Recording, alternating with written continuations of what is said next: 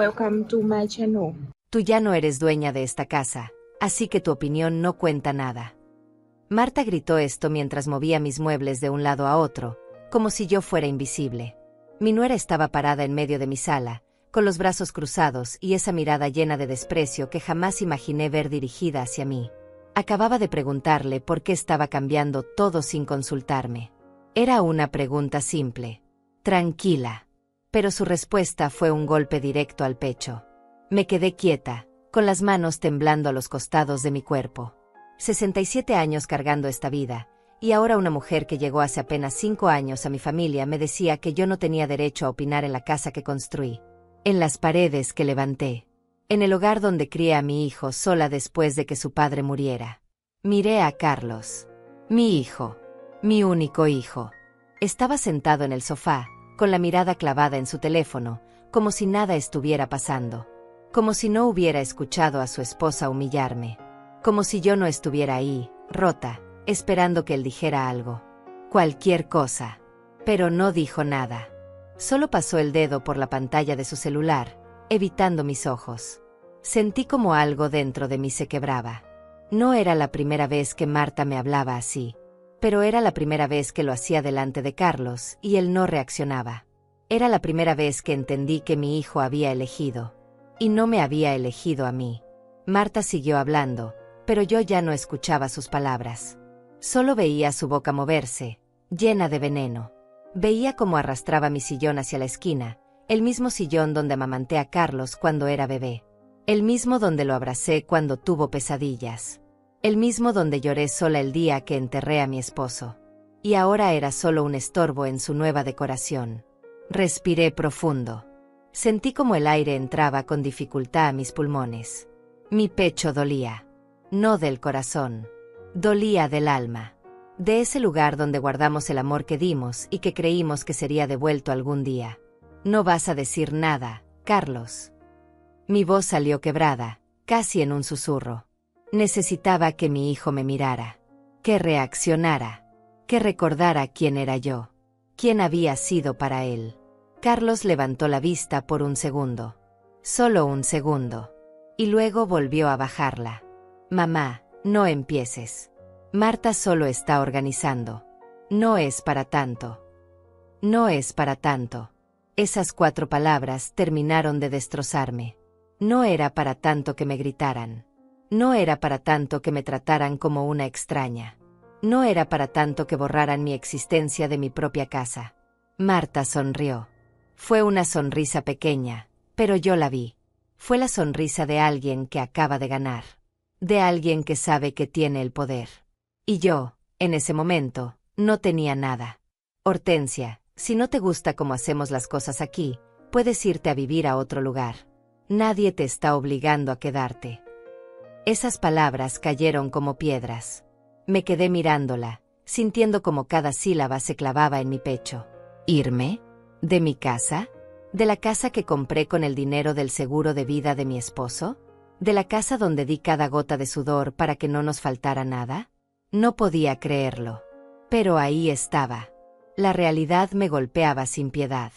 Carlos seguía en silencio. Y ese silencio dolía más que cualquier grito. Porque su silencio era su respuesta. Su silencio me decía que él estaba de acuerdo. Que para él, yo era prescindible. Marta continuó moviendo las cosas. Quitó el cuadro de la pared, el que tenía la foto de mi madre. Lo dejó apoyado en el suelo, boca abajo, como si no valiera nada. Como si mi historia no importara. Ese cuadro ha estado ahí desde que compré esta casa, dije, tratando de mantener la calma. Pues ya no va a estar más. No combina con el estilo que queremos. Queremos. Ella dijo queremos. Como si esta casa fuera de los dos. Como si yo ya no existiera en la ecuación. Sentí que mis piernas temblaban. Quise gritar. Quise sacar todo lo que tenía adentro. Pero no lo hice. Porque algo dentro de mí me detuvo. Algo que todavía no entendía bien, pero que me decía que este no era el momento de explotar. Me quedé ahí parada, viendo cómo Marta seguía reordenando mi vida sin mi permiso. Viendo cómo mi hijo miraba hacia otro lado. Viendo cómo mi mundo se desmoronaba en silencio. Y entonces, sin decir una palabra más, Me di la vuelta y caminé hacia mi habitación. Cerré la puerta despacio.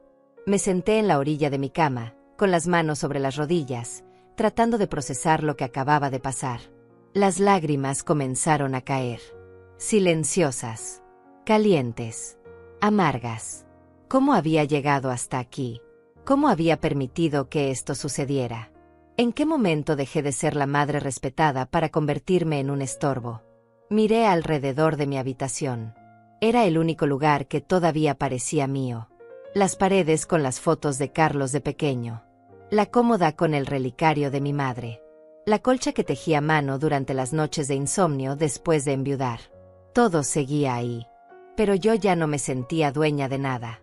Escuché risas en la sala. Marta y Carlos estaban riendo.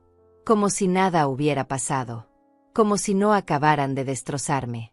Me limpié las lágrimas con el dorso de la mano. Respiré hondo. Y en ese momento, algo cambió dentro de mí. No fue rabia. No fue odio. Fue claridad. Entendí que ya no podía seguir esperando que Carlos reaccionara. Que ya no podía seguir rogando por un lugar en mi propia casa. Que ya no podía seguir siendo invisible. Si ellos querían jugar sucio, yo iba a jugar inteligente. Me levanté de la cama y caminé hacia el pequeño escritorio en la esquina de mi cuarto. Abrí el cajón y saqué un cuaderno viejo. Lo abrí en una página en blanco. Y empecé a escribir. Fecha. Hora. Lo que Marta había dicho. Lo que Carlos no había dicho. Todo. Porque si algo me enseñó la vida, es que la verdad siempre necesita pruebas. Y yo iba a tener todas las pruebas que necesitara. Cerré el cuaderno y lo guardé en el fondo del cajón, debajo de unas cartas viejas. Nadie lo buscaría ahí. Volví a sentarme en la cama. Esta vez, sin lágrimas. Solo con una determinación fría que nunca antes había sentido. Marta había dicho que yo ya no era dueña de esta casa. Pero se equivocaba. Yo era la dueña. Y aunque en ese momento pareciera que había perdido, ellos no sabían lo que venía. Porque una madre herida es peligrosa.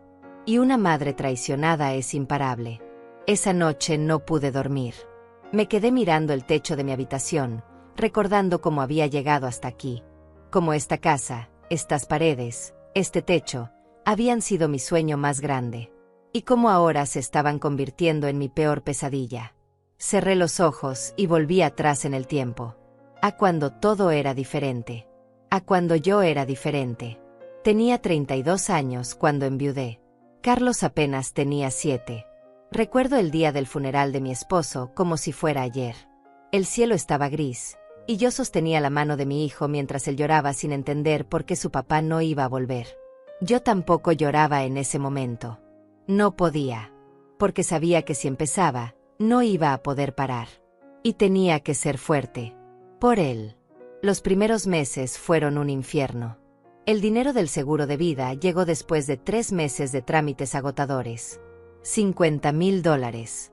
Era mucho dinero para mí, que nunca había tenido más de $200 juntos en mi vida. Pero no lo toqué. No lo gasté en cosas innecesarias. Lo guardé como si fuera oro. Trabajé limpiando casas. 3 casas al día, 6 días a la semana. Me levantaba a las 5 de la mañana y volvía a las 8 de la noche. Carlos se quedaba con la vecina, la señora Florinda, que era la única persona en quien podía confiar. Ella lo cuidaba, le daba de comer, lo ayudaba con las tareas. Y nunca me cobró un centavo. Solo me decía que algún día yo haría lo mismo por alguien más. Ahorré cada dólar que pude. Comía una vez al día para que Carlos pudiera comer 3. Usaba la misma ropa durante años. No salía. No me divertía. No existía nada más que trabajar y ahorrar. Porque tenía un sueño. Quería comprar una casa. Una casa propia donde Carlos pudiera crecer seguro. Donde nadie pudiera echarnos. Me tomó 12 años. 12 años de sacrificio absoluto. Pero lo logré. Junté $35,000 de mis propios ahorros, más los $50,000 del seguro que había invertido con cuidado. $85,000 en total. Y con eso compré esta casa. Recuerdo el día que firmé los papeles. Fue el día más feliz de mi vida después del nacimiento de Carlos. El agente me entregó las llaves y yo las sostuve en mis manos como si fueran un tesoro. Porque lo eran. Eran la prueba de que todo el dolor había valido la pena. Carlos tenía 19 años cuando nos mudamos. Estaba en la universidad, estudiando administración de empresas. Yo estaba tan orgullosa de él. Mi hijo, el primer universitario de la familia. El que iba a tener una vida mejor que la mía. El que nunca iba a tener que limpiar casas ajenas para sobrevivir. Le di la mejor habitación de la casa. La que tenía ventana grande y vista al jardín. Pinté las paredes del color que él quería. Compré una cama nueva, un escritorio nuevo. Todo para que estuviera cómodo. Para que pudiera estudiar tranquilo. Yo me quedé con la habitación pequeña. La que daba al patio trasero. Pero no me importaba. Lo importante era que mi hijo tuviera lo mejor. Siempre fue así. Él primero. Yo después. O nunca. Carlos se graduó con honores. Conseguí un trabajo en una empresa de contabilidad. Ganaba bien. Por primera vez en años, empezó a traer dinero a la casa. Yo seguía trabajando, pero él insistía en que ya no era necesario. Que él podía mantenerme. Que yo había trabajado suficiente en mi vida. Pero no dejé de trabajar. Algo dentro de mí me decía que no podía depender de nadie. Ni siquiera de mi hijo. La vida me había enseñado que el único dinero seguro es el que una misma gana. Cuando Carlos cumplió 32 años, conoció a Marta. Ella trabajaba en la misma empresa, en el departamento de recursos humanos. Era bonita, eso no lo puedo negar. Pelo largo, sonrisa perfecta, siempre bien arreglada. Y Carlos se enamoró como un tonto. La primera vez que la trajo a casa, yo traté de ser amable. Preparé una cena especial. Limpié toda la casa hasta que brilló. Me puse mi mejor vestido, aunque era viejo. Quería causar buena impresión. Marta llegó con tacones altos y un vestido que probablemente costaba más que todo mi guardarropa junto. Miró la casa con esos ojos que evalúan todo. Yo vi cómo su mirada se detenía en los muebles viejos, en las cortinas desteñidas, en las paredes que necesitaban pintura. Qué acogedor, dijo con una sonrisa que no llegaba a sus ojos. Acogedor. Esa palabra que la gente usa cuando no quiere decir que algo es viejo o pobre. Durante la cena, Marta habló mucho de su familia. Su padre era dueño de una ferretería. Su madre era maestra. Tenían una casa de 2 pisos en un barrio bonito. Ella había estudiado en una universidad privada. Todo en su vida parecía perfecto. Y luego me preguntó a qué me dedicaba. Le dije que limpiaba casas. Vi cómo su sonrisa se congelaba por un segundo. Vi cómo miraba a Carlos de reojo. Vi el juicio en sus ojos. Pero Carlos la miraba con adoración. Y yo sabía que mi opinión no iba a importar. Así que me callé. Sonreí. Y fingí que todo estaba bien. Se casaron un año después. Fue una boda pequeña. Yo había ahorrado $5,000 para ayudar con los gastos. Era todo lo que tenía. Se lo di a Carlos con lágrimas en los ojos. Era mi regalo para él. Para que empezara su nueva vida bien. Marta apenas me dio las gracias. Estaba más preocupada por el fotógrafo, por las flores, por el pastel. Yo no era importante en esa ecuación. Después de la boda, Carlos me preguntó si podían vivir conmigo mientras ahorraban para su propia casa. Solo por un año, dijo. 2 como máximo. Yo dije que sí. Por supuesto que dije que sí. Era mi hijo. Y esta era su casa también. Siempre lo había sido. Los primeros meses fueron llevaderos. Marta trabajaba, yo trabajaba, Carlos trabajaba. Cada quien en lo suyo. Pero poco a poco, empecé a notar cambios. Marta comenzó a opinar sobre todo. Que la casa necesitaba remodelación. Que los muebles estaban muy viejos. Que las cortinas daban depresión. Que el jardín era un desastre. Yo trataba de explicarle que no tenía dinero para esas cosas. Que la casa estaba bien así. Que lo importante era que teníamos un techo sobre nuestras cabezas. Pero ella insistía. Y Carlos comenzó a verme con otros ojos. Como si de repente mi casa no fuera suficiente. Como si yo no fuera suficiente. Un día llegué del trabajo y encontré muebles nuevos en la sala.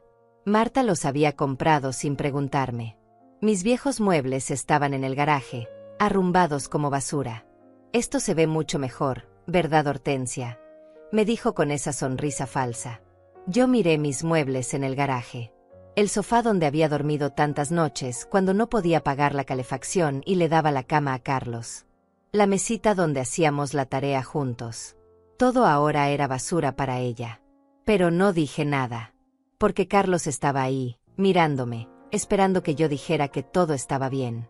Que me gustaban los cambios. Que era una buena idea. Y yo dije que sí. Como siempre. Pasaron los meses y Marta fue tomando más control. Ahora ella compraba la comida. Ella decidía qué se cocinaba. Ella invitaba a sus amigas sin avisarme. Mi casa ya no se sentía mía. Y Carlos no decía nada. Solo trabajaba, llegaba cansado, cenaba lo que Marta preparaba, y se iba a dormir. Yo comencé a sentirme invisible. Como un fantasma en mi propia casa. Nadie me preguntaba cómo estaba. Nadie me incluía en las conversaciones. Nadie me miraba. Una noche, mientras lavaba los platos después de la cena, escuché a Marta y Carlos hablando en su habitación. La puerta estaba entreabierta. No podemos seguir viviendo aquí, Carlos. Esta casa es demasiado pequeña. Y tu madre siempre está aquí. No tenemos privacidad. Ya lo sé, amor. Pero estamos ahorrando. Pronto tendremos nuestra propia casa. ¿Y por qué no le pedimos a tu mamá que venda esta casa? Podríamos usar ese dinero para comprar algo mejor. Algo más grande. En un mejor barrio. Silencio. Un silencio largo que me heló la sangre. No sé, Marta. Esta casa es de mi mamá. Ella trabajó mucho para comprarla. Pero tú eres su único hijo. Algún día va a ser tuya de todas formas. ¿Por qué esperar? No escuché la respuesta de Carlos. Me alejé de la puerta con el corazón roto. Esa noche entendí algo. Marta no solo quería que yo fuera invisible. Quería que yo desapareciera por completo. Y lo peor de todo era que Carlos no la estaba deteniendo. Volví a abrir los ojos en la oscuridad de mi habitación. Ya no era la misma mujer ingenua que había abierto las puertas de su casa creyendo en el amor incondicional. Ahora sabía la verdad. Y la verdad dolía más de lo que jamás imaginé. Pasaron 3 meses desde aquella noche en que escuché la conversación entre Carlos y Marta. 3 meses en los que fingí no saber nada. 3 meses en los que seguí siendo la madre amable, la que no molesta, la que se hace invisible para no causar problemas. Pero por dentro, algo había cambiado. Ahora observaba. Ahora prestaba atención a cada detalle. A cada mirada.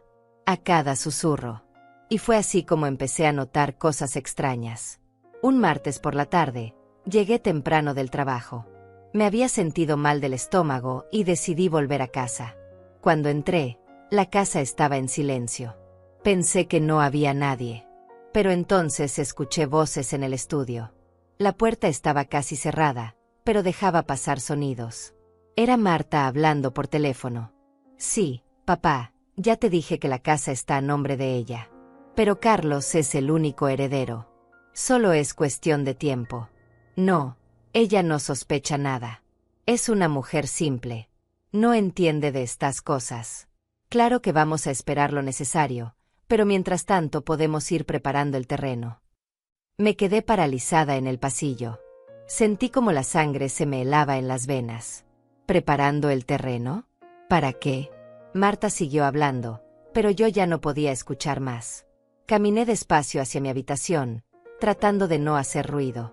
Cerré la puerta y me senté en la cama, con el corazón latiéndome tan fuerte que pensé que se me iba a salir del pecho. Ellos estaban planeando algo.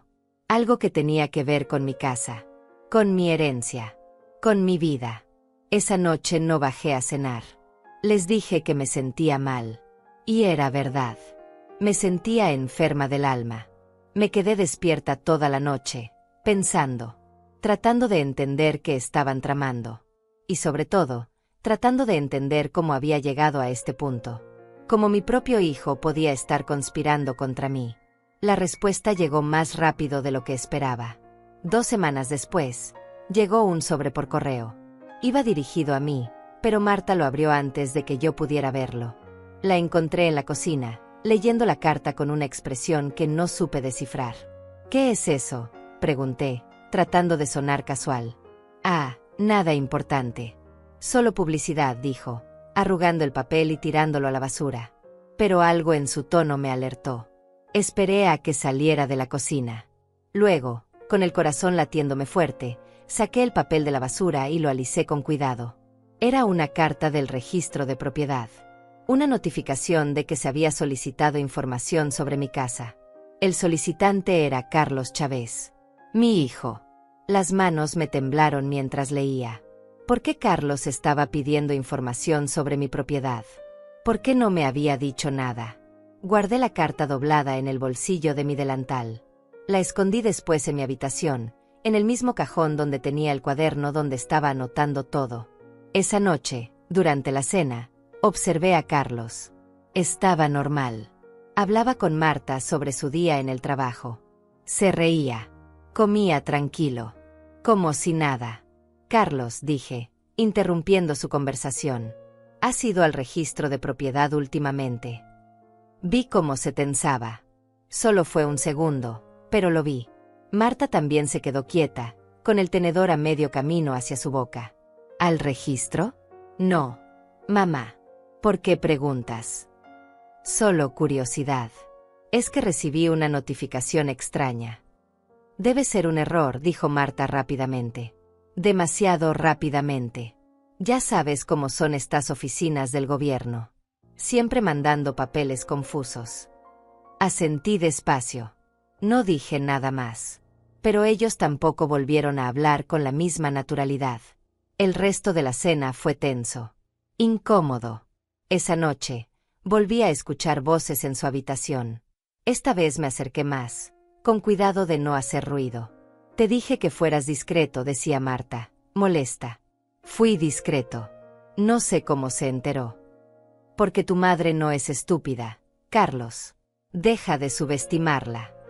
Pero no puede hacer nada. La casa eventualmente será mía. Solo necesitamos paciencia. No quiero esperar 30 años a que se muera, Carlos. Necesitamos esa casa ahora. Podemos venderla, comprar algo mejor, e invertir el resto. Es dinero que está ahí, sin moverse, sin generar nada. ¿Y qué sugieres? ¿Que la echemos? No la echamos. Solo la convencemos de que sería mejor para ella vivir en un lugar más pequeño. Un departamento. Algo que pueda manejar sola. Le vendemos la idea de que es por su bien. Sentí como las lágrimas comenzaban a brotar. Pero no lloré. No todavía. Necesitaba escuchar más. No sé, Marta. Es mi madre. Y precisamente por eso tienes que pensar en su futuro. Esta casa es muy grande para ella. ¿Qué va a hacer cuando ya no pueda subir escaleras? ¿Cuando no pueda mantenerla limpia? Estamos pensando en ella, Carlos. En su bienestar. La forma en que Marta manipulaba las palabras era impresionante. Hacía que robarme mi casa sonara como un acto de amor. Como una ayuda. Me alejé de la puerta. Ya había escuchado suficiente. En mi habitación, saqué el cuaderno y anoté todo. La fecha. La conversación. Las palabras exactas que recordaba. También saqué la carta del registro de propiedad y la guardé en un sobremanila, junto con otros papeles importantes que había empezado a reunir. Al día siguiente, fui al registro de propiedad. Le dije a Marta que tenía una cita médica. Ella apenas me prestó atención. En el registro, pedí una copia certificada de la escritura de mi casa. También pedí un historial de todas las consultas que se habían hecho sobre mi propiedad en los últimos 6 meses. La empleada, una mujer mayor llamada Tania Pacheco, me miró con compasión cuando revisó los registros. Señora Chávez, veo que su hijo ha solicitado información sobre esta propiedad 3 veces en los últimos 4 meses. También solicitó una evaluación del inmueble. Sentí como se me revolvía el estómago. ¿Una evaluación? Sí. Generalmente eso se hace cuando alguien está pensando en vender o en solicitar un crédito usando la propiedad como garantía. ¿Puede él hacer eso sin mi permiso? No, señora. Mientras usted sea la única propietaria registrada, Nadie puede vender o hipotecar sin su firma. Pero es importante que usted proteja sus documentos. A veces, hay casos de fraude donde se falsifican firmas. Las palabras de Tania me cayeron como un balde de agua fría. ¿Fraude? ¿Falsificación? ¿Mi propio hijo sería capaz de eso? ¿Qué puedo hacer para protegerme?, pregunté, con la voz temblando. Puede poner una alerta en el registro. Así, cualquier movimiento que se intente hacer con su propiedad, usted será notificada inmediatamente. También debería guardar sus documentos originales en un lugar seguro, preferiblemente fuera de su casa. Seguí todos sus consejos. Puse la alerta. Pedí copias certificadas de todo.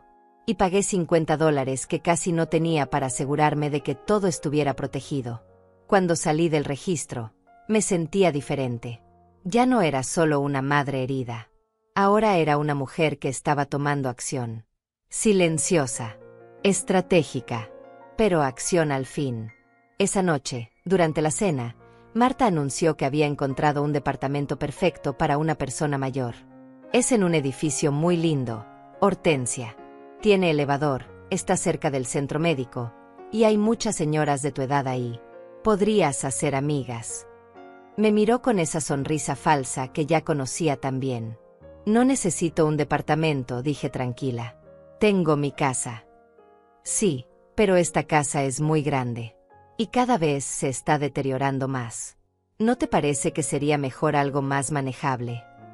Mi casa está perfecta. Mamá, intervino Carlos. Solo queremos lo mejor para ti. No tienes que tomar una decisión ahora, pero al menos deberías ir a ver el departamento. Los miré a los dos.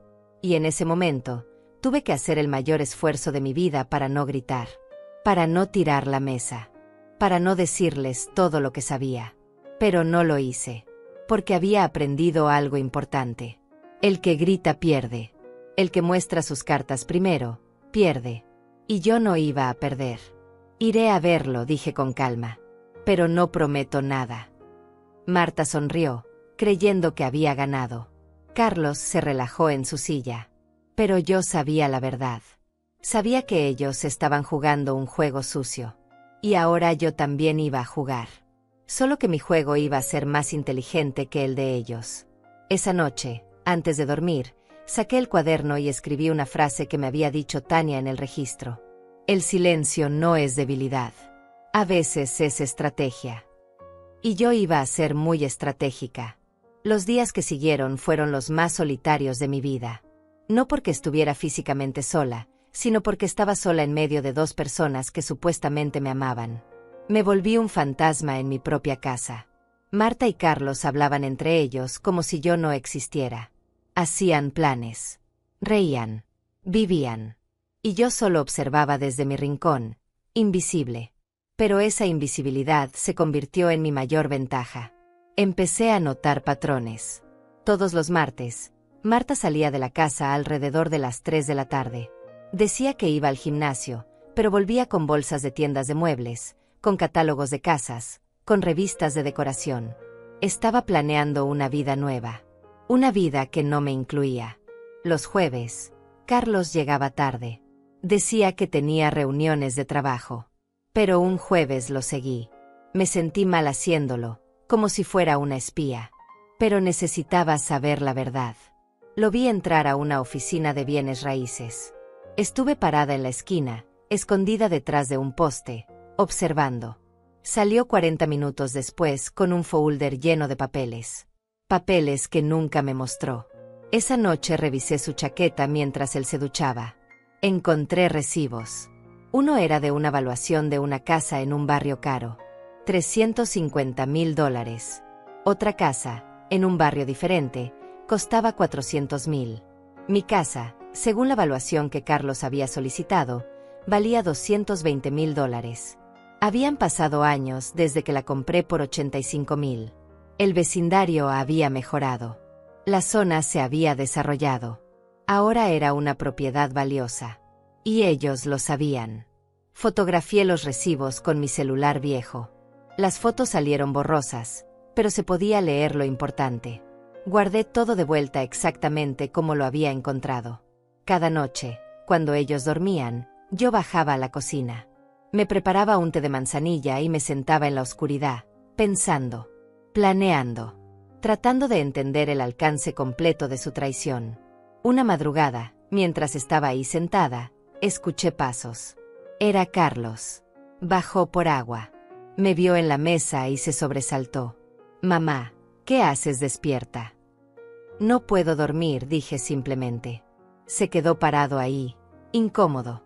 Durante unos segundos, vi a mi hijo, al niño que había sido, al que se metía en mi cama cuando tenía pesadillas, al que me abrazaba y me decía que yo era la mejor mamá del mundo. ¿Dónde estaba ese niño ahora? «¿Estás bien?», preguntó, pero su voz sonaba mecánica, como si estuviera cumpliendo con una obligación. «Estoy bien, hijo. Solo pensando en cosas de viejos». Asintió. Tomó su agua. Y se fue sin decir más. Esa interacción, tan fría y vacía, me dolió más que cualquier insulto de Marta. A la mañana siguiente, fui a visitar a Florinda, mi vieja amiga, la vecina que me había ayudado cuando Carlos era pequeño. Ella tenía ahora 82 años, pero seguía lúcida como siempre. Le conté todo, cada detalle, cada conversación que había escuchado, cada documento que había encontrado. Florinda me escuchó en silencio, tomando mi mano entre las suyas, que estaban llenas de arrugas pero seguían siendo cálidas. «Hortensia, ese muchacho se perdió. Y esa mujer es veneno puro», dijo cuando terminé de hablar. «Pero tú eres más inteligente que los dos juntos. No dejes que te quiten lo que es tuyo». «No sé qué hacer, Florinda. Es mi hijo. No quiero destruirlo». «No se trata de destruirlo. Se trata de protegerte. Porque ellos no van a detenerse. Lo que están planeando es robarte tu casa, tu vida, tu dignidad. Y tú no puedes permitirlo». Tenía razón. Lo sabía. Pero aceptarlo era doloroso. «¿Tienes los papeles originales de la casa?», preguntó Florinda. «Sí, los tengo guardados en mi habitación». «Tráemelos. Los voy a guardar aquí, en mi casa. Así estarán seguros». Esa misma tarde, mientras Marta y Carlos estaban en el trabajo, fui a mi habitación y saqué todos los documentos importantes. La escritura original de la casa. El testamento que había hecho años atrás. Las copias de los depósitos bancarios que mostraban que yo había pagado la casa completa. Todo. Los puse en una bolsa y se los llevé a Florinda. Ella los guardó en una caja fuerte que tenía escondida en su closet. «Aquí estarán seguros», me dijo. «Y si algo te pasa, yo sé qué hacer con ellos». La abracé. Era la primera vez en meses que sentía que alguien estaba de mi lado. Cuando volví a casa, Marta ya había llegado. Estaba en la sala, hablando por teléfono con alguien. Cuando me vio, cortó la llamada rápidamente. «¿Dónde estabas?», preguntó, como si tuviera derecho a saberlo. «Con Florinda. Es mi amiga. Esa vieja chismosa. No sé por qué sigues juntándote con ella». Me mordí la lengua. No respondí. Solo subí a mi habitación. Esa noche, durante la cena, Marta sacó el tema otra vez. «Hortensia, hablé con el dueño del departamento que te mencioné. Está dispuesto a darte un buen precio. $1,200 al mes. Y si pagas 6 meses adelantados, te hace descuento». Hice los cálculos mentalmente. $1,200 mensuales. Yo ganaba apenas 900 limpiando casas. ¿Cómo iba a pagar eso? «No puedo pagar eso», dije. «Por eso te decimos que vendas esta casa, mamá», intervino Carlos. «Con el dinero de la venta, podrías pagar el departamento por años. Y te sobraría para vivir tranquila». «¿Y ustedes qué harían con mi casa?». «Bueno, nosotros podríamos comprarla», dijo Marta, como si fuera lo más natural del mundo. «Te pagaríamos un precio justo. Y así todo quedaría en familia». Un precio justo. Seguramente muy por debajo del valor real. Y yo me quedaría sin nada mientras ellos se quedaban con mi patrimonio. «No quiero vender», dije firmemente. «Mamá, tienes que ser razonable», insistió Carlos. «Soy perfectamente razonable. Y mi respuesta es no». El ambiente se tensó. Marta dejó los cubiertos con fuerza sobre la mesa. Carlos me miró con frustración. Está bien, dijo Marta con una sonrisa falsa. No te presionamos. Pero piénsalo. No había nada que pensar. Yo sabía exactamente lo que estaban haciendo. Esa noche no pude dormir otra vez. Me quedé mirando el techo, sintiendo como el peso de la traición me aplastaba el pecho. Pero entonces recordé algo que mi madre me había dicho antes de morir. Hija, en esta vida hay dos tipos de personas. Las que se dejan pisotear y las que aprenden a levantarse. Tú decides cuál quieres ser. Me levanté de la cama. Encendí la luz. Saqué mi cuaderno y empecé a escribir un plan. Si ellos querían jugar sucio, yo iba a jugar más inteligente. Pero necesitaba ayuda profesional. A la mañana siguiente, busqué en internet abogados especializados en derecho familiar y de propiedad. Encontré uno que ofrecía consulta gratuita la primera vez. Se llamaba Ignacio Gallés. Llamé y pedí una cita. Me dieron un turno para el viernes a las 10 de la mañana. El viernes llegó. Le dije a Marta que tenía cita con el médico. Ella apenas levantó la vista de su teléfono. La oficina del abogado Gallés estaba en un edificio modesto del centro. Subí al tercer piso por las escaleras porque el elevador estaba descompuesto. Cuando entré, una secretaria me recibió con amabilidad. Señora Chávez. Sí, soy yo. El licenciado la está esperando. Pase, por favor. Ignacio Gallés era un hombre de unos 50 años, con canas en las sienes y una mirada bondadosa pero seria. Me invitó a sentarme. Cuénteme, señora Chávez, ¿en qué puedo ayudarla? Y entonces, por primera vez, solté todo. Le conté sobre Marta, sobre Carlos, sobre las conversaciones que había escuchado, sobre los documentos que había encontrado, sobre el miedo que sentía de perder mi casa. El abogado escuchó sin interrumpir. Tomaba notas de vez en cuando. Y cuando terminé, se reclinó en su silla y suspiró. Señora Chávez, lo que me está describiendo es un caso clásico de abuso patrimonial. Lamentablemente, es más común de lo que cree. Hijos que manipulan a sus padres mayores para quedarse con sus propiedades. ¿Qué puedo hacer? Primero, necesito ver todos los documentos que tenga. Escrituras, testamentos, cualquier papel que demuestre que usted es la única propietaria. Segundo, vamos a poner protecciones legales adicionales. Voy a redactar un documento que impida cualquier venta o transferencia de su propiedad sin su presencia física y verificación de identidad ante notario. ¿Cuánto costaría todo eso? La consulta de hoy es gratuita. Los trámites adicionales costarían alrededor de $500. Sé que es mucho dinero, señora, pero es una inversión para proteger un patrimonio de más de $200,000. $500. Era casi todo lo que tenía ahorrado. Pero valía la pena. Lo haré, dije con determinación. Perfecto. Tráigame los documentos la próxima semana. Y señora Chávez, una cosa más. No le diga a nadie que vino aquí. Ni a su hijo ni a su nuera. Esto tiene que ser completamente confidencial hasta que tengamos todo protegido. Asentí. Salí de esa oficina sintiéndome diferente. Por primera vez en meses, sentía que tenía el control. Esa noche, en mi habitación, abrí mi cuaderno y escribí una nueva entrada. Hoy di el primer paso para proteger lo que es mío. Ya no soy la víctima. Ahora soy la estratega. Y cerré el cuaderno con una certeza que no había sentido en mucho tiempo. La guerra apenas estaba comenzando.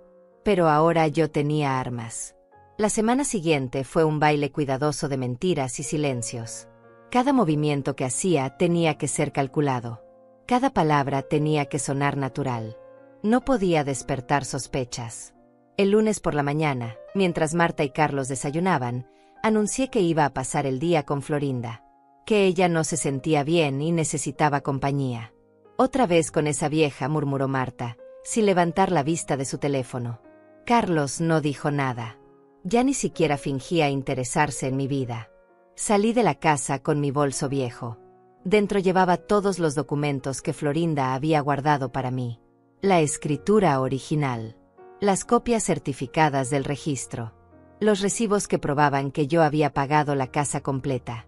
El camino a la oficina del abogado Gallés se me hizo eterno. Cada paso parecía pesarme el doble. No por cansancio, sino por el peso de lo que estaba haciendo. Estaba tomando medidas legales contra mi propio hijo. Pero ya no había marcha atrás. Cuando llegué a la oficina, el abogado me estaba esperando. Extendí los documentos sobre su escritorio como si fueran cartas en un juego de póker. Y en cierto modo, lo eran. Ignacio los revisó uno por uno, con cuidado, tomando notas. De vez en cuando asentía o fruncía el ceño. Yo esperaba en silencio, con las manos sudorosas sobre mi regazo. Señora Chávez, estos documentos son sólidos. Usted es la única propietaria registrada. No hay ninguna ambigüedad. La casa es suya y solo suya. Sentí un pequeño alivio, pero él continuó. Sin embargo, hay algo que me preocupa. Su hijo ha estado haciendo consultas muy específicas en el registro. No solo sobre el valor de la propiedad, sino también sobre los procesos de transferencia. Esto me indica que está buscando maneras de facilitar una transición. ¿Qué significa eso? Significa que probablemente está consultando con alguien sobre cómo convencerla de firmar una transferencia de propiedad. O peor, cómo falsificar su firma. Las palabras me golpearon como piedras. Falsificar mi firma. Mi propio hijo. ¿Puede hacer eso? ¿Es legal? No, no es legal en absoluto. Es fraude. Y si lo intentan, podría haber consecuencias penales. Pero señora Chávez, para cuando se descubra el fraude, el daño ya estaría hecho. Podría tomar años revertir una transferencia fraudulenta. Entonces, ¿qué hacemos? Vamos a blindar su propiedad. Primero, voy a redactar una escritura de protección patrimonial. Es un documento que se registra y que establece que cualquier transferencia de su propiedad debe hacerse con su presencia física ante notario, con verificación de identidad y con un testigo independiente designado por usted. Y eso es suficiente. Es un primer paso muy importante. También voy a notificar formalmente al registro de propiedad de que usted ha puesto una alerta de fraude. Esto significa que si alguien intenta hacer cualquier movimiento con su propiedad, usted será contactada inmediatamente por 3 vías diferentes: correo certificado, llamada telefónica y correo electrónico. No tengo correo electrónico.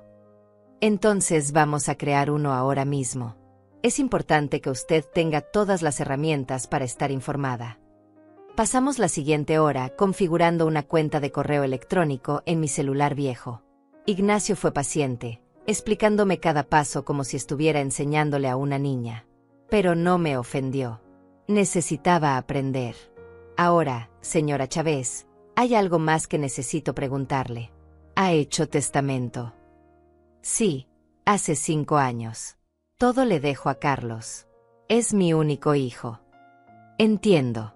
Pero dadas las circunstancias actuales, ¿ha considerado modificar ese testamento? La pregunta me cayó como un balde de agua fría. Modificar mi testamento significaba aceptar completamente que mi hijo me había traicionado. Significaba cerrar una puerta que una parte de mí todavía quería mantener abierta. No sé si puedo hacer eso, dije con la voz quebrada. No tiene que decidir ahora. Pero piénselo. Un testamento puede modificarse en cualquier momento. Y puede incluir cláusulas de protección, condiciones, o incluso designar a otras personas u organizaciones. Asentí, aunque por dentro sentía un dolor profundo. ¿Realmente había llegado a este punto? ¿A considerar desheredar a mi propio hijo? Los documentos estarán listos en 3 días, continuó Ignacio. El costo total, como le mencioné, es de $500. Incluye todos los trámites, el registro de la protección patrimonial y 3 consultas de seguimiento. Saqué de mi bolso un sobre con billetes arrugados. Eran los ahorros de 6 meses limpiando casas. $500 contados uno por uno. Me dolió entregarlos, no por el dinero en sí, sino por lo que representaban. Horas de trabajo, pisos fregados, baños limpiados. Todo para protegerme de mi propia familia. Volveré el jueves, dije, guardando el recibo que me dio. Cuando salí de la oficina, el sol estaba alto. Caminé unas cuadras sin rumbo fijo, tratando de procesar todo. Necesitaba tiempo antes de volver a casa. Tiempo para recomponerme. para ponerme la máscara de la madre que no sabía nada. Me senté en una banca del parque. Había niños jugando, madres vigilándolos. Una escena tan normal que me dolió verla. Recordé cuando Carlos era pequeño y yo lo traía a este mismo parque. Cómo corría y yo corría detrás de él.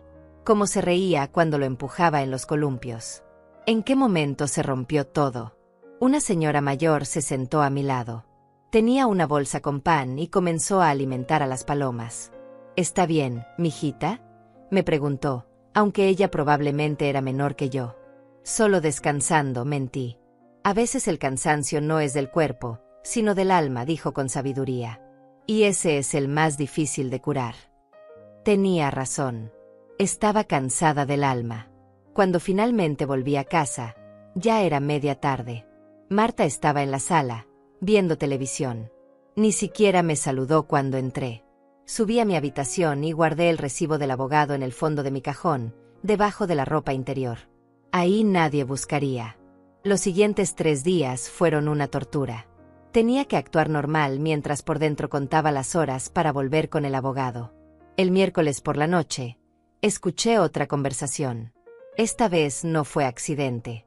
Me paré intencionalmente cerca de su habitación después de que creyeran que yo estaba dormida. Ya hablé con el notario, decía Carlos. Dice que si logramos que firme una carta poder, podemos hacer la transferencia sin tanto problema. ¿Y cómo la convencemos de firmar eso? Le decimos que es para trámites bancarios, que necesita actualizar información en el banco por seguridad. Algo así. Ella no entiende de esas cosas. Tiene que ser pronto. Carlos, tu madre está actuando raro últimamente, como si sospechara algo.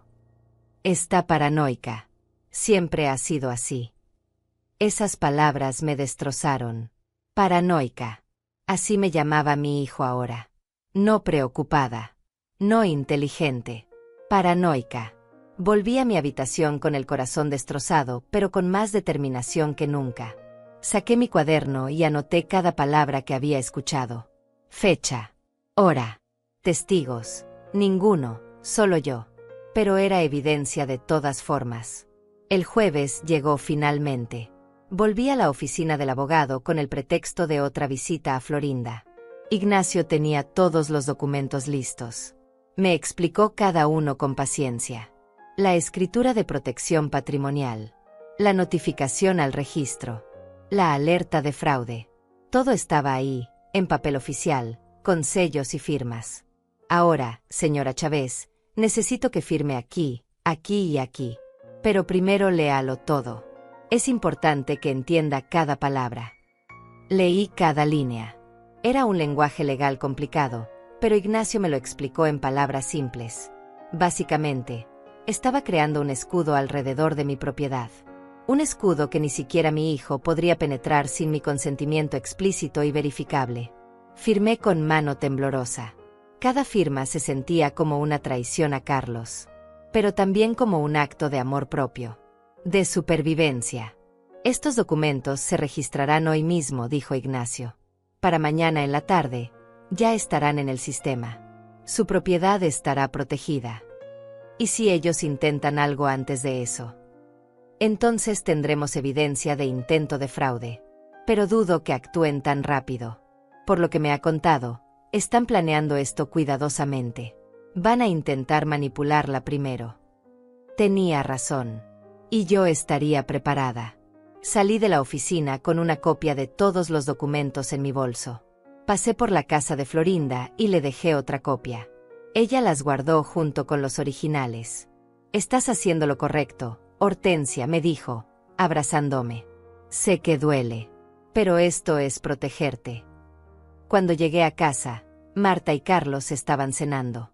Me miraron cuando entré. ¿Cómo está Florinda?, preguntó Carlos, sin mucho interés.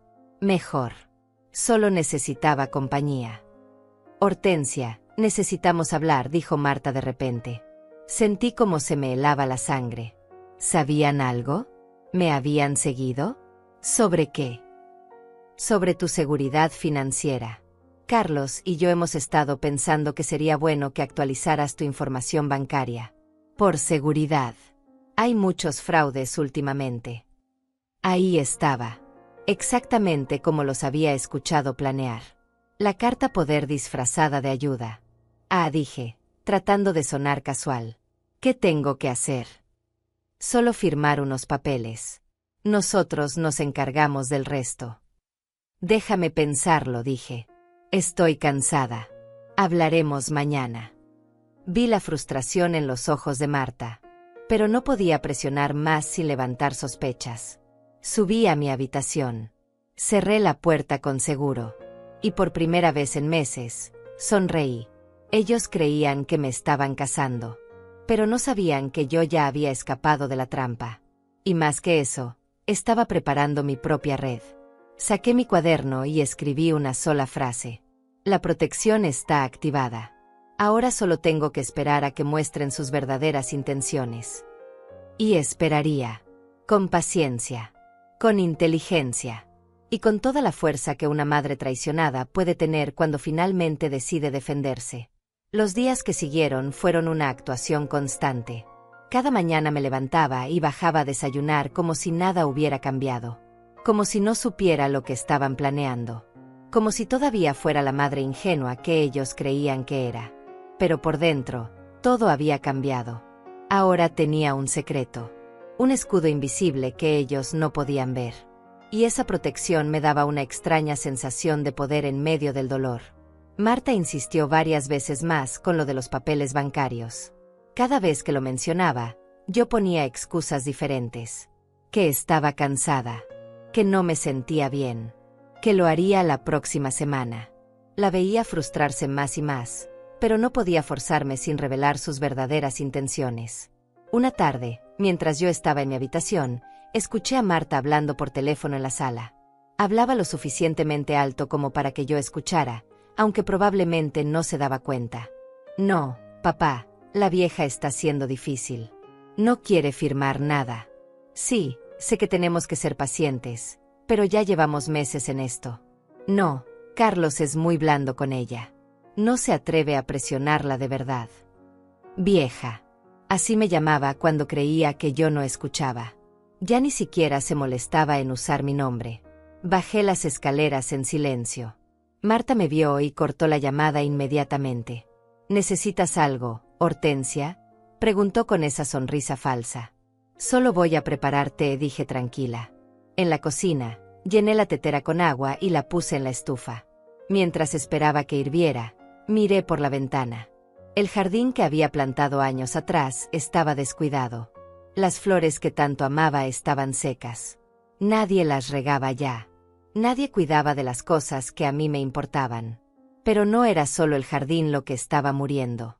Era toda mi vida en esta casa. Preparé mi té y volví a mi habitación. Desde la ventana, podía ver la casa de Florinda. Saber que ella tenía mis documentos, que alguien más sabía la verdad, me daba un poco de paz. Esa noche, durante la cena, Carlos anunció algo que me heló la sangre. Mamá, Marta y yo estuvimos pensando. Necesitamos hacer algunos arreglos en la casa. Reparaciones importantes. ¿Qué tipo de reparaciones? El techo tiene goteras. Las tuberías están viejas. La instalación eléctrica es peligrosa. Son cosas que no pueden esperar. Miré el techo. No había goteras. Las tuberías funcionaban perfectamente. La electricidad nunca había dado problemas. No he notado ningún problema, dije. Porque tú no entiendes de estas cosas, mamá. Pero yo contraté a un inspector y dice que hay que hacer trabajos urgentes. Estamos hablando de casi $15,000 en reparaciones. $15,000. Una cifra enorme. Y conveniente. ¿Y de dónde sacaríamos ese dinero?, pregunté, aunque ya sabía la respuesta. Por eso te decimos que vendas la casa, intervino Marta. No tiene sentido invertir $15,000 en reparaciones de una casa tan vieja.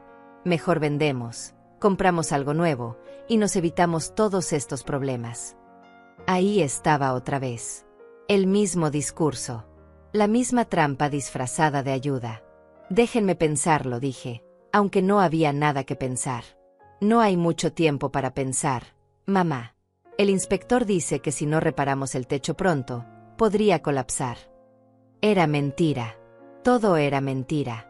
Pero lo decían con tanta convicción que a alguien menos alerta les hubiera creído. Me levanté de la mesa sin terminar mi comida. Estoy cansada. Me voy a acostar. En mi habitación, saqué mi cuaderno y anoté todo. La nueva estrategia de intimidación. Los $15,000 falsos. Las reparaciones inventadas. Todo quedó registrado con fecha y hora. Los siguientes días fueron peores. Marta comenzó a actuar como si ya fuera la dueña de la casa. Invitaba a sus amigas sin avisarme. Movía mis cosas del lugar. Un día bajé y encontró que había quitado todas las fotos familiares de las paredes. Las había reemplazado con cuadros modernos que probablemente costaban más de lo que yo ganaba en un mes. ¿Dónde están las fotos de mi familia?, pregunté, tratando de mantener la calma. Las guardé en una caja en el garaje. Estaban muy viejas y deterioradas. Le daban a la casa un aspecto triste. Aspecto triste. Mis recuerdos, mi historia, mi vida, todo reducido a un aspecto triste. Fui al garaje y encontré la caja. Estaba tirada en un rincón, entre herramientas y trastos viejos. La abrí con manos temblorosas. Ahí estaban todas las fotos. La de mi boda. La de Carlos bebé. La de mi madre. Todas arrumbadas como basura. Las saqué con cuidado y las llevé a mi habitación. Las coloqué sobre mi cómoda. Si no podía tenerlas en las paredes de la casa, al menos las tendría en mi espacio. Pero lo peor no fueron las fotos. Lo peor vino una semana después. Llegué del trabajo un martes por la tarde y encontré a Marta con una pareja desconocida en la sala. Estaban mirando la casa, abriendo closets, revisando las habitaciones. ¿Quiénes son estas personas?, pregunté. Ah, Hortensia, ellos son los señores Muñoz. Están interesados en comprar una casa en esta zona. Les estaba mostrando la nuestra para que vean el potencial. Esta casa no está en venta. Todavía no, dijo Marta con una sonrisa. Pero pronto lo estará. Solo estamos adelantando el proceso. Los señores Muñoz se veían incómodos. Claramente no sabían que yo era la dueña y que no había autorizado nada de esto. Disculpen, les dije directamente a ellos. Pero ha habido un malentendido. Yo soy la dueña de esta casa y no está en venta. No ahora, no pronto, no nunca. La cara de Marta se puso roja de ira. Pero no podía decir nada delante de los extraños. Los señores Muñoz se disculparon y se fueron rápidamente. Cuando la puerta se cerró, Marta explotó. ¿Por qué hiciste eso? Los acabas de espantar. Ellos estaban dispuestos a pagar $250,000 en efectivo. Porque esta casa no está en venta. Y no tienes ningún derecho a mostrarla como si fuera tuya. Esta casa va a ser nuestra. ¿Por qué no lo entiendes?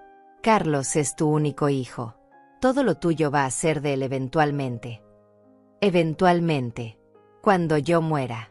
Pero adivina qué, Marta. Todavía estoy viva. Y mientras esté viva, esta casa es mía. Era la primera vez que le respondía así. La primera vez que dejaba salir algo de la rabia que había estado guardando. Marta me miró con odio puro. Un odio que ya ni siquiera intentaba esconder. Eres una egoísta. Una vieja egoísta que no piensa en el futuro de su hijo. Pensar en mi hijo es exactamente lo que he hecho toda mi vida. Pero ya no más. Ahora voy a pensar en mí. Subí a mi habitación temblando de rabia y dolor. Cerré la puerta y me dejé caer en la cama. Las lágrimas finalmente salieron. Lloré por todo. Por la traición. Por la pérdida. Por el hijo que había amado y que ahora era un extraño. Esa noche, Carlos tocó a mi puerta. Mamá, tenemos que hablar. No tengo nada que hablar contigo. Por favor, abre. Abrí la puerta. Mi hijo estaba ahí parado, pero ya no lo reconocía. Mamá, Marta se pasó hoy. Lo siento, pero tienes que entender que estamos tratando de ayudarte. ¿Ayudarme? ¿Trayendo extraños a mi casa sin mi permiso? ¿Tratando de vender mi propiedad sin mi consentimiento? Eso es ayudar. Estamos pensando en el futuro. En todos nosotros. No, Carlos. Están pensando en ustedes. Solo en ustedes. Yo ya no existo en sus planes excepto como un obstáculo que tienen que remover. No es así, mamá. Entonces dime, ¿cuándo fue la última vez que me preguntaste cómo estaba? ¿Cuándo fue la última vez que me miraste como tu madre y no como un problema que resolver? Se quedó callado, porque no tenía respuesta. Eso pensé, dije, y le cerré la puerta en la cara. Esa noche no dormí. Me quedé sentada en la cama, mirando las fotos que había rescatado del garaje. Carlos de bebé, Carlos de niño, Carlos graduándose. ¿Dónde estaba ese muchacho ahora? ¿En qué momento lo había perdido? A la mañana siguiente, mientras ellos dormían, bajé y encontré el celular de Marta sobre la mesa de la cocina. Lo había dejado cargando y no tenía contraseña. Sé que estuvo mal. Sé que invadir la privacidad de alguien no está bien. Pero necesitaba saber hasta dónde llegaba esto. Abrí sus mensajes. Había un grupo de chat con sus amigas. Leí con horror. Chicas, ya no aguanto a esta vieja. Es tan terca. No entiende que le estamos haciendo un favor. ¿Por qué no la meten a un asilo? Mi tía hizo eso con su suegra y problema resuelto. Lo he pensado. Pero Carlos es muy blando. Todavía tiene ese complejo de buen hijo. Dale tiempo. Con un poco más de presión, va a ceder. Seguí leyendo. Había fotos de casas que querían comprar. Había cálculos de cuánto dinero tendrían después de vender mi propiedad. Había planes completos de una vida que construirían sobre las cenizas de la mía. Fotografié todo con mi celular. Cada mensaje, cada foto, cada palabra venenosa. Cuando terminé, dejé el teléfono exactamente donde lo había encontrado y volví a mi habitación. Esa evidencia se sumó a mi colección. Al cuaderno. A los documentos. A las grabaciones que había empezado a hacer de sus conversaciones. Ellos creían que yo era tonta, que era débil, que no sabía usar la tecnología, que no entendía lo que estaban haciendo. Se equivocaban. Entendía perfectamente.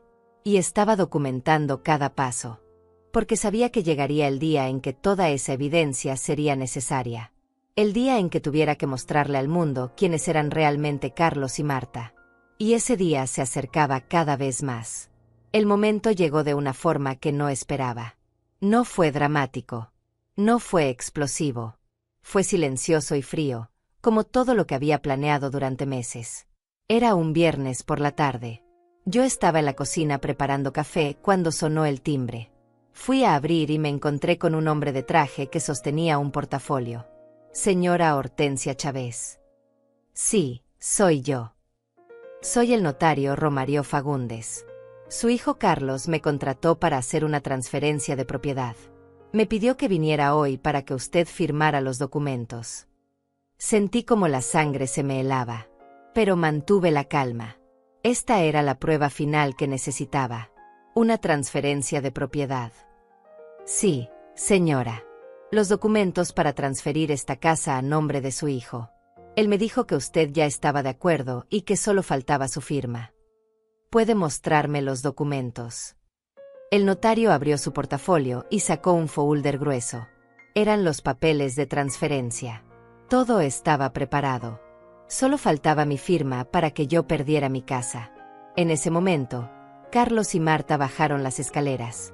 Habían estado esperando arriba, listos para presenciar mi derrota. Mamá, este es el notario del que te hablamos, dijo Carlos con una sonrisa que intentaba ser tranquilizadora. Solo tienes que firmar aquí y aquí. Es un trámite rápido. Un trámite rápido para quitarme mi casa. No es quitarte nada, mamá. Es solo poner la casa a mi nombre. Pero tú vas a seguir viviendo aquí. Nada va a cambiar. Miré a mi hijo. A este hombre que había crecido en mi vientre. Que había mamado de mi pecho. Al que había criado sola con todo el amor del mundo. Y lo vi claramente por primera vez. Ya no era mi hijo. Era un extraño movido por la codicia. Señor notario, dije con voz firme. ¿Usted sabe que yo nunca autoricé esta transferencia? ¿Que yo nunca pedí hacer este trámite? El notario se puso incómodo. Su hijo me dijo que usted estaba de acuerdo. que esto era algo que habían hablado en familia. Él mintió. Yo nunca he estado de acuerdo con esto. Y no voy a firmar nada. Mamá, no seas ridícula, intervino Marta. Ya hablamos de esto 1000 veces. Es por tu propio bien. Mi propio bien sería que ustedes dejaran de intentar robarme. No es robar. Es tu hijo, gritó Marta, perdiendo finalmente la compostura. Señor notario, continué, ignorando a Marta. Quiero que sepa que esta casa está protegida por una escritura de protección patrimonial registrada en el Registro Público de la Propiedad. Cualquier intento de transferencia sin mi consentimiento explícito y verificable es fraude. Y está documentado. Vi cómo la cara de Carlos se ponía pálida.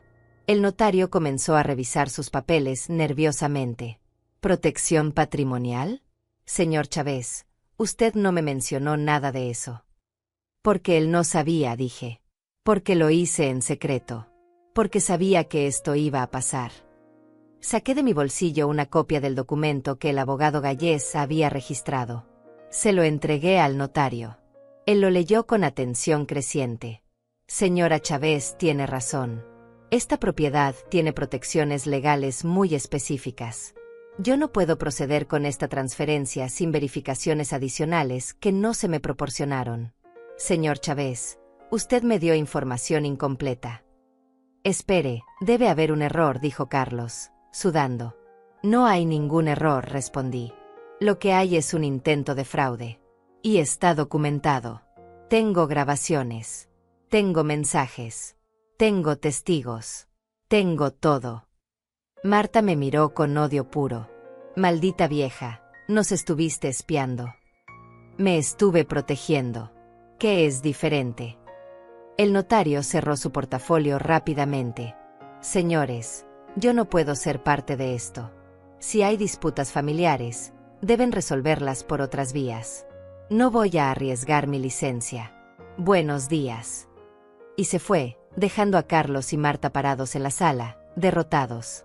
Hubo un silencio pesado. Entonces Carlos finalmente habló. Mamá, esto no tenía que ser así. Tienes razón. No tenía que ser así. Ustedes decidieron que fuera así. Ustedes decidieron verme como un obstáculo en lugar de como una madre. Ustedes decidieron conspirar para robarme lo que me costó toda una vida conseguir. No íbamos a robarte. Iba a seguir siendo tuyo, gritó Carlos. Mentira. Leí los mensajes de Marta con sus amigas. Sé que en cuanto tuviera la casa a su nombre, me iban a meter a un asilo o me iban a obligar a irme. Sé todo, Carlos. Todo. Marta se adelantó, con los puños apretados. ¿Y qué vas a hacer? ¿Llamar a la policía? ¿Denunciar a tu propio hijo? No voy a hacer nada. Ustedes van a hacer algo. Se van a ir de mi casa. Hoy. ¿Qué? Carlos no podía creer lo que escuchaba. Escuchaste bien. Quiero que empaquen sus cosas y se vayan. Esta es mi casa y ya no son bienvenidos aquí. No puedes echarnos así, dijo Marta. Tenemos derechos. Hemos vivido aquí por años. Ustedes no tienen ningún derecho. Nunca pagaron renta. Nunca contribuyeron con nada. Solo planearon robarme. Y ahora se van. Mamá, por favor, suplicó Carlos. No tenemos a dónde ir. Esas palabras casi me quiebran. Casi. Porque por un momento vi al niño que había sido. Pero luego recordé todo. Las conversaciones que había escuchado. Los mensajes que había leído. Los documentos de transferencia que acababan de intentar hacerme firmar. Deberían haber pensado en eso antes. Tienen hasta mañana al mediodía para irse. Esto es abuso, gritó Marta. Eres una madre horrible. Una madre horrible que trabajó 3 empleos para darle todo a su hijo. Una madre horrible que sacrificó toda su vida para que él tuviera educación. Una madre horrible que compró esta casa para darle seguridad. Sí, Marta. Soy horrible por no dejarme robar. Subí a mi habitación y cerré la puerta con seguro. Mis manos temblaban. Mi corazón latía tan fuerte que sentía que se me iba a salir del pecho. Pero lo había hecho. Finalmente había dicho la verdad. Finalmente me había defendido. Escuché gritos abajo. Escuché cosas rompiéndose. Escuché a Marta maldiciendo. Escuché a Carlos llorando. Pero no bajé. No abrí la puerta. Me quedé sentada en mi cama, abrazando una foto vieja de Carlos cuando era bebé, llorando en silencio. Esa noche no dormí. Escuché cómo empacaban. Escuché cajones abriéndose y cerrándose. Escuché discusiones. Escuché todo el proceso de su partida. A la mañana siguiente, cuando salí de mi habitación, ellos ya se habían ido. Dejaron las llaves sobre la mesa de la cocina. No dejaron nota. No dejaron explicación. Solo se fueron. Caminé por la casa vacía. Su habitación estaba destrozada. Habían dejado basura por todos lados. Ropa que no querían. Muebles rotos. Era su última forma de venganza. Destruir lo que no podían llevarse. Me senté en la sala y miré alrededor. La casa se sentía diferente. Más grande. Más silenciosa. Y por primera vez en años, mía. Llamé a Florinda. Ella vino inmediatamente. Lo hiciste, dijo, abrazándome. Estoy orgullosa de ti. No siento orgullo. Solo siento dolor. El dolor es parte de sanar. Pero hiciste lo correcto. Pasamos el día limpiando la casa, recogiendo los destrozos que Carlos y Marta habían dejado. Era como limpiar los escombros de una guerra. Cuando terminamos, Florinda me preparó té. ¿Y ahora qué?, me preguntó. Ahora vivo. Por primera vez en años, vivo solo para mí. Pero sabía que no había terminado. Carlos y Marta no se iban a rendir tan fácilmente. Esto era solo el principio de algo más grande. Y tenía razón. 3 días después, recibí una carta certificada. Era una demanda. Carlos me estaba demandando por desalojo injustificado y por daños emocionales. Pedía una compensación de $50,000. Leí la carta y no pude evitar reírme. Una risa amarga, pero risa al fin. Mi hijo, al que le había dado todo, me estaba demandando. Llamé al abogado Gallés. Señora Chávez, no se preocupe. Esta demanda no tiene fundamento. Usted tiene todo el derecho de decidir quién vive en su casa. Y tenemos toda la evidencia de lo que ellos intentaron hacer. ¿Qué hacemos? Ahora viene lo mejor. Vamos a contrademandar. Por intento de fraude. Por conspiración para cometer fraude patrimonial. Y vamos a ganar. Y así comenzó la batalla legal. Una batalla que yo no había querido, pero que estaba preparada para pelear. Porque ya no era la mujer que se quedaba callada. Ya no era la madre que aceptaba todo por amor. Ahora era una mujer que sabía su valor. Y que no iba a permitir que nadie, ni siquiera su propio hijo, se lo quitara. La guerra había comenzado. Pero esta vez, yo tenía las armas. Los siguientes meses fueron como vivir en una tormenta constante. El abogado Gallés presentó la contrademanda y todo se volvió oficial. Ya no era solo un conflicto familiar. Ahora era un caso legal. Carlos y Marta contrataron a un abogado. Un hombre joven y agresivo llamado Antonio Gallés, curiosamente con el mismo apellido que mi abogado, pero sin ninguna relación familiar.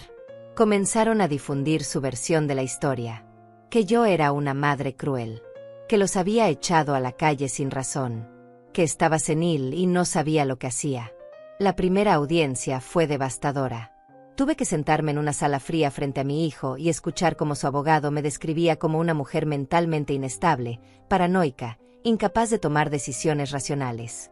Mi cliente solo quería ayudar a su madre, decía el abogado de Carlos.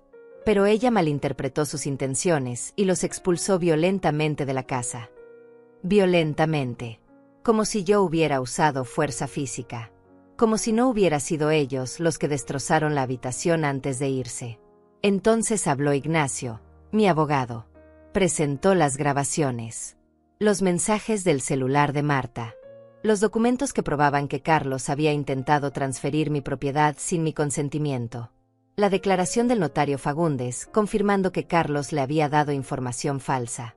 Vi cómo la cara de Carlos se ponía roja. Como Marta miraba hacia otro lado. La verdad estaba saliendo a la luz y ellos no podían esconderse. El juez, Una mujer mayor llamada Paulina Muñoz revisó toda la evidencia con expresión seria. Esto es muy grave, dijo finalmente. Lo que veo aquí es un intento claro de apropiación fraudulenta de propiedad. Señor Chávez, ¿tiene algo que decir en su defensa? Carlos se levantó, con lágrimas en los ojos. Su señoría, yo solo quería asegurar el futuro.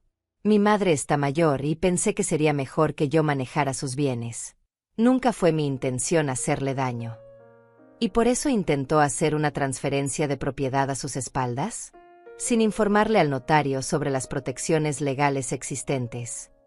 Carlos no supo qué responder. La juez continuó. Voy a ser clara. La demanda del señor Chávez queda desestimada. No existe base legal para reclamar daños cuando el desalojo fue justificado. Además, ordeno una investigación por posible fraude. Esta audiencia queda suspendida hasta que se complete dicha investigación. Salí de la sala sintiendo una mezcla extraña de alivio y dolor. Había ganado esta batalla, pero seguía siendo una guerra contra mi propio hijo. Afuera del juzgado, Marta me esperaba. Se acercó con furia en los ojos. Esto no va a quedar así, vieja. Vamos a apelar. Vamos a luchar hasta que esa casa sea nuestra. La casa nunca será suya, Marta. Nunca. Carlos es tu único hijo. Todo lo tuyo le pertenece por derecho. Por derecho de hijo, tal vez, pero no por derecho de ladrón. Me alejé antes de que pudiera responder. No tenía sentido seguir hablando con ella. Las semanas siguientes fueron una pesadilla mediática. Marta comenzó a publicar en redes sociales fotos viejas de ella y Carlos con mensajes sobre madres ingratas. Historias inventadas sobre cómo yo los había maltratado. Publicaciones pidiendo apoyo y compasión. Mi suegra nos echó a la calle sin piedad. Después de años de cuidarla y ayudarla, así nos paga. Las apariencias engañan. No todas las madres son santas. Sus amigas compartían las publicaciones. Extraños comentaban cosas horribles sobre mí. Me llamaban monstruo, desalmada, mala madre. Florinda me mostró algunas de las publicaciones en su teléfono. Yo no tenía redes sociales, pero ella sí. No les hagas caso, Hortensia. La gente que importa conoce la verdad. Pero dolía. Cada comentario era como una puñalada. Ver cómo mi nombre era arrastrado por el lodo. Ver cómo mi hijo permitía que su esposa me difamara públicamente. Entonces Ignacio tuvo una idea. Señora Chávez, necesitamos contar su versión. De manera oficial. Con toda la evidencia. ¿Cómo? Hay un periodista que conozco. Hace reportajes de investigación sobre fraudes familiares. Si usted está de acuerdo, podemos darle acceso a toda la documentación. Él escribirá un artículo con la verdad completa. Al principio dudé. No quería más publicidad. Pero luego pensé en todas las otras mujeres mayores que probablemente estaban pasando por lo mismo. Que estaban siendo manipuladas por sus propios hijos. Que no sabían cómo defenderse. Hagámoslo, dije finalmente. El periodista se llamaba Tales Pacheco. Era un hombre de unos 40 años. Serio pero amable. Vino a mi casa con una grabadora y un cuaderno. Le conté todo. Desde el principio. Cómo había trabajado toda mi vida. Cómo había comprado la casa. Cómo Carlos había cambiado después de casarse con Marta. Las conversaciones que había escuchado. Los documentos que había encontrado. Todo. Le mostré mi cuaderno con todas las anotaciones. Las fotos de los mensajes de Marta. Las grabaciones. Los recibos del registro de propiedad. Toda la evidencia que había reunido durante meses. Tales escuchaba en silencio, tomando notas. De vez en cuando sacudía la cabeza con incredulidad. Señora Chávez, esto es más común de lo que la gente cree. Pero usted hizo algo que pocas personas mayores hacen. Se defendió. Documentó todo. Tomó acción legal. No tenía otra opción. Siempre hay opciones. Mucha gente elige quedarse callada por miedo o por vergüenza. Usted eligió luchar. El artículo se publicó 2 semanas después. Se tituló El robo silencioso, como los hijos despojan a sus padres de su patrimonio. Era devastador. Tales había incluido toda la historia, con nombres cambiados para proteger la privacidad, pero con todos los detalles. Los mensajes de Marta hablando de meterme a un asilo. Las solicitudes de Carlos al registro de propiedad. El intento de transferencia fraudulenta con el notario. Todo estaba ahí. El artículo se volvió viral. Miles de personas lo compartieron.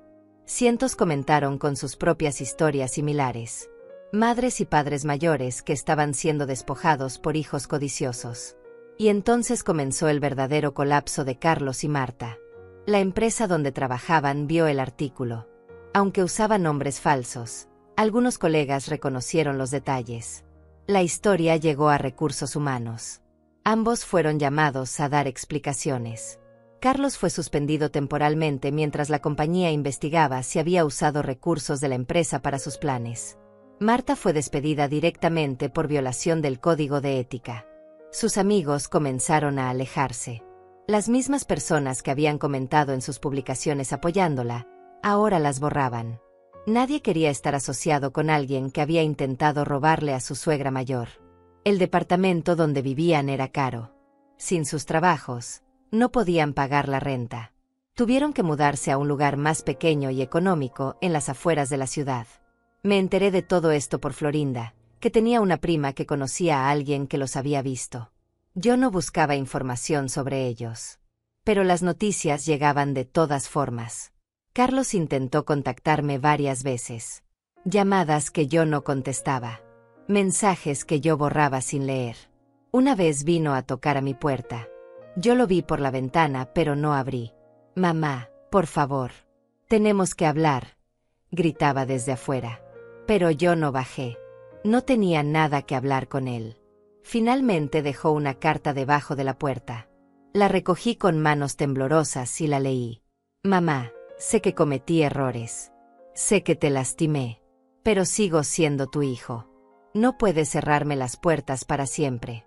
Perdí mi trabajo. Marta está enferma de los nervios. Estamos pasando por un momento muy difícil.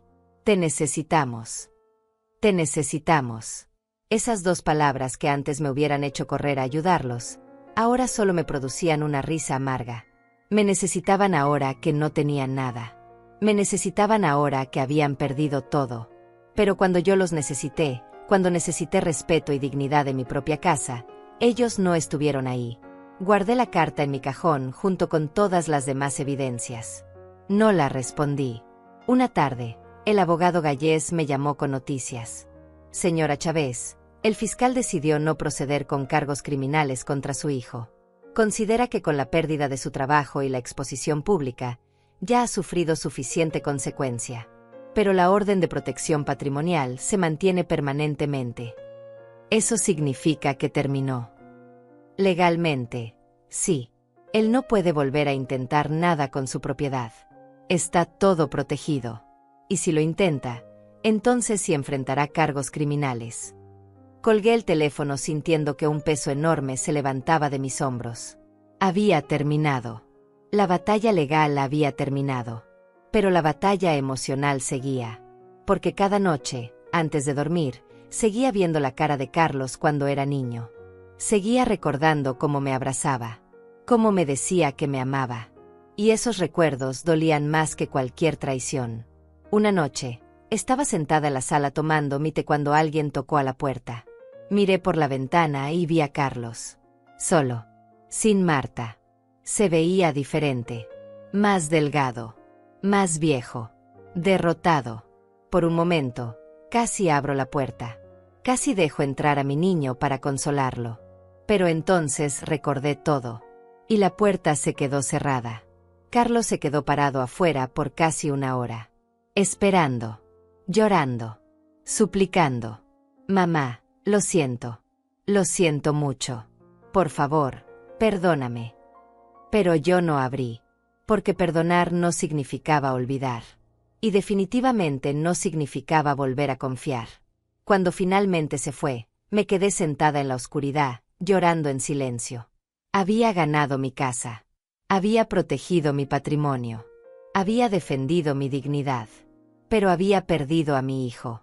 Y esa pérdida nunca iba a sanar completamente. Han pasado 6 meses desde aquella noche en que Carlos estuvo parado frente a mi puerta. 6 meses de silencio. 6 meses de reconstrucción. La casa se siente diferente ahora. Más tranquila. Ya no hay tensión en el aire. Ya no hay miradas llenas de desprecio. Ya no hay conspiraciones susurradas detrás de puertas cerradas. Volví a colgar las fotos en las paredes. Todas las que Marta había arrumbado en el garaje. Mi boda. Carlos de bebé. Mi madre. Mi historia está de vuelta donde pertenece. Renové el jardín. Planté nuevas flores. Rosas, jazmines, gardenias. Cada mañana salgo a regarlas con mi taza de café en la mano. Es mi momento de paz. Florinda viene a visitarme cada tarde. Tomamos té de manzanilla y hablamos de todo y de nada. Ella fue mi única aliada cuando todo se derrumbó. Y ahora es mi mejor compañía. El abogado Gallés cerró el caso oficialmente el mes pasado. Todos los documentos están en orden. Mi casa está protegida. Nadie puede tocarla sin mi consentimiento explícito. Dejé un testamento nuevo. La casa irá a una organización que ayuda a mujeres mayores en situaciones de abuso familiar. Carlos no recibirá nada. Esa decisión me costó noches de llanto. Pero era necesaria. Porque un hijo que intenta robarte no merece tu herencia. Carlos sigue intentando contactarme. Una vez al mes, aproximadamente. Un mensaje. Una carta. Una llamada que no contesto. Siempre diciendo lo mismo. Que lo siente. Que cometió un error. Que Marta lo manipuló. Pero nunca dice la verdad completa. Nunca admite que él también quería quedarse con mi casa. Que él también conspiró. Que él eligió quedarse callado cuando ella me humillaba. La última carta que recibí fue diferente. Me contaba que se había separado de Marta. Que ella se había ido con otro hombre que tenía dinero. Que ahora él estaba completamente solo y sin trabajo estable. Y pedía volver. Pedía una segunda oportunidad. Prometía que todo sería diferente. Leí la carta sentada en mi sillón. El mismo sillón donde lo amamanté. Donde curé sus rodillas raspadas. Donde le leí cuentos antes de dormir. Y lloré. Lloré por el hijo que tuve. Por el niño que amé con todo mi ser. Por el hombre que pudo haber sido y que eligió no ser. Pero no respondí la carta. Porque algunas puertas, una vez cerradas, deben permanecer así. Una tarde, mientras regaba mis flores, vi a una mujer joven en la calle. Llevaba a un niño de la mano. El niño tropezó y ella lo levantó con tanto amor en los ojos que sentí una punzada en el pecho. Así miraba yo a Carlos. Con ese mismo amor incondicional. Con esa misma certeza de que haría cualquier cosa por él. Y lo hice. Di todo. Sacrifiqué todo. Trabajé hasta que mis manos sangraron. Ahorré cada centavo. Construí un futuro para él. Pero él lo vio como debilidad. Como algo que podía explotar. Esa fue su elección. No mía. Entré a la casa y me preparé un té. Me senté junto a la ventana, mirando mi jardín. Las flores que había plantado estaban creciendo hermosas. Fuertes. Resistentes. Como yo. Florinda llegó poco después con pan dulce que había horneado. ¿Cómo estás hoy, Hortensia? En paz, respondí. Y era verdad. Carlos volvió a escribir. Sí, pero ya no importa. ¿No te duele? Por supuesto que me duele. Me dolerá siempre. Pero el dolor ya no me paraliza. Ya no me define. Florinda asintió con sabiduría. Hiciste lo correcto. Protegerte no te hace mala madre. Te hace mujer fuerte. Esa noche, antes de dormir, saqué mi cuaderno. El mismo donde había documentado cada traición. Cada mentira. Cada plan que tenían contra mí. Y escribí una última entrada. Hoy cierro este capítulo. No con odio, sino con aceptación. Perdí a mi hijo, pero me encontré a mí misma. Aprendí que el amor propio no es egoísmo. Que defenderse no es crueldad. Que decir no es un acto de dignidad. Carlos eligió la codicia sobre el amor. Eligió a Marta sobre su madre. Eligió el dinero sobre la familia. Y esas fueron sus elecciones, no las mías. Yo elegí sobrevivir. Elegí luchar. Elegí no ser víctima. Esta casa es mía. Mi vida es mía. Mi paz es mía. Y nadie, nunca más, me la va a quitar. Cerré el cuaderno y lo guardé en el cajón. Ya no lo necesitaba. La guerra había terminado. Y yo había ganado. No ganó el dinero. No ganó la propiedad. No ganó la venganza. Gané algo mucho más valioso. Gané mi dignidad. Mi autonomía. Mi derecho a vivir en paz en la casa que construí con mis propias manos. Me acosté en mi cama, en mi habitación, en mi casa. Cerré los ojos y, por primera vez en años, dormí profundamente. Sin pesadillas. Sin miedo. Sin culpa. Porque había aprendido la lección más difícil que una madre puede aprender. Que amar a un hijo no significa dejarse destruir por él. Que ser madre no significa ser esclava. Que el sacrificio tiene límites. Y que a veces, el acto de amor más grande es cerrar una puerta. No por odio, sino por amor propio. Esta es mi victoria. No necesité gritar. No necesité venganza. Solo necesité verdad, paciencia y la fuerza para decir basta. Y eso fue suficiente. La puerta está cerrada. Mi jardín florece. Mi té está caliente. Y yo, Hortensia Chávez, a mis 67 años, finalmente vivo para mí. Esta es mi justicia. Silenciosa. Digna. Poderosa. Y es más que suficiente.